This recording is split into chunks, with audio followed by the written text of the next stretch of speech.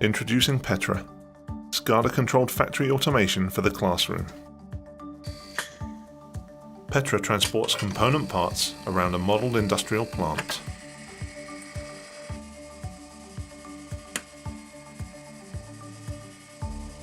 A network of PLCs,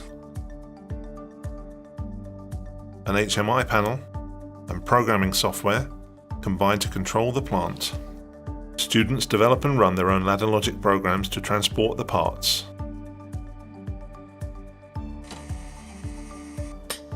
A range of detection sensors continually monitor properties of the parts as they are transported.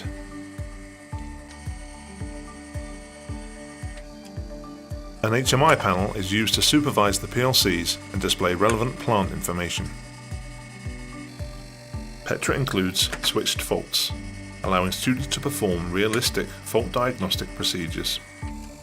SCADA control enables monitoring, supervising, trend analysis, and predictive maintenance.